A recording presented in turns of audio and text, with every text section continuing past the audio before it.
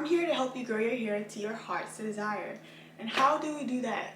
By not making bad habits, bad choices, and bad natural hair processes. 3 bad habits that you probably have that is keeping your hair from growing to its full ability.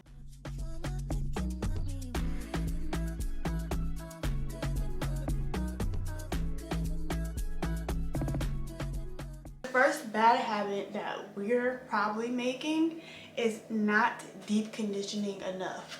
And this is something I talked about in my last video. If you guys haven't seen my 3 secrets to growing my hair and all the things that I do, make sure you guys go check that out after you watch this video. Make sure that you are deep conditioning your hair every other time that you're washing your hair. So say for instance that you're washing your hair once a week. Honestly, I would at least deep condition every single time. Personally, I always make sure I deep condition, and instead of using regular conditioner, I am using a deep conditioning mask in place of a conditioner. So I always make sure that I am deep conditioning every wash cycle. But if you're somebody that has not been deep conditioning, definitely put that into your routine, and obviously you want to work that into your routine more often. Outside of that, I will say it also depends on your hair type.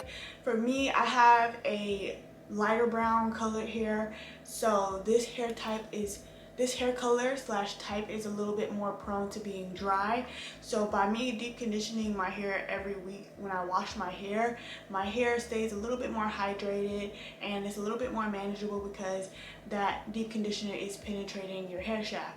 That is the difference between a conditioner and a deep conditioner. Second bad habit that you probably are having without really thinking about it, because all we like to do is style our hair, is having high maintenance hairstyles. And this is something I also touched on in my video before, but I just want to talk about this a little bit deeper. By doing high maintenance hairstyles, we are ultimately breaking the hair. We're causing split ends without even knowing it. And to be honest, I feel like this culture of wanting to have the hairstyle that every other girl has, it's getting old. To have the hairstyle that is going to work for your hair type. Don't be out here trying to do a hairstyle that you seen on TikTok and Instagram that another girl did that has a totally different hair texture than you. Like, why are we trying to do hairstyles that obviously don't fit our hair type and that our hair cannot manage? One of the things that I talked about in the other videos, that having slick backs and high ponytails can very much cause breakage on the front of the hair and on the sides. And another thing that causes a lot of breakage is obviously going to be heat.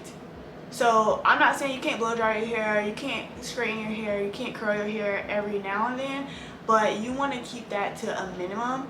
I only have my hair straightened every 2.5 to 3 months when I go and get my trim. So I feel like that is a good distance period between each time that I put heat on my hair, because every time that I go and get heat put on my hair, after that one time, I am no longer putting heat on my hair.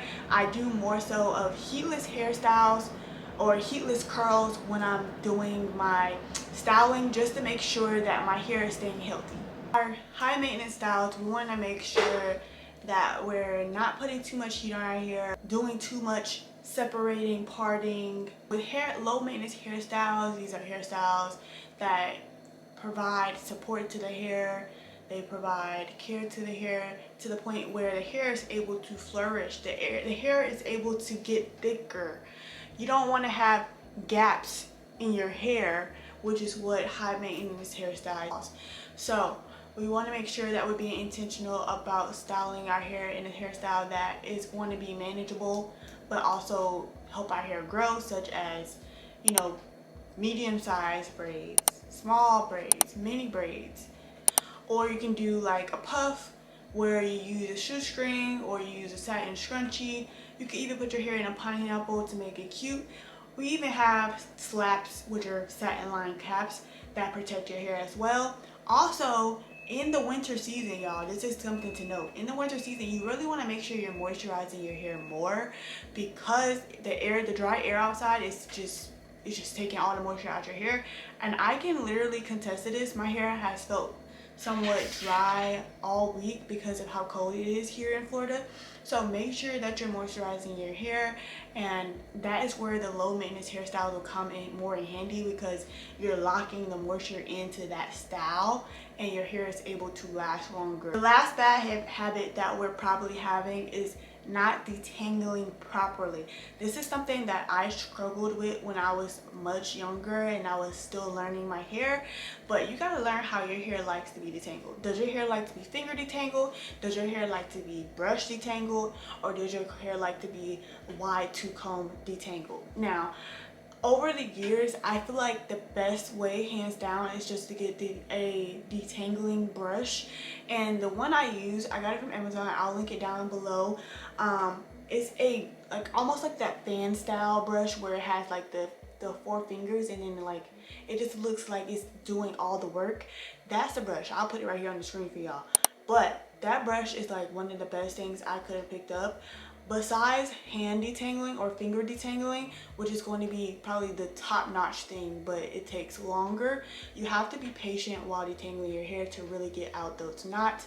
And that is why I personally like to have my hair stretched a little bit more, because it makes it easier to maintain and to brush and just to allow the hair to grow better, because the more tangles and knots you get, the less hair you're gonna have by the time you go wash it or to even get it pressed because of the knots. So make sure you're detangling properly. Do low maintenance hairstyles. Make sure that you're deep conditioning at least every other week minimum, if you really want your hair to grow. This is one thing that I can really say has worked for my hair, and hopefully it'll work for your hair too.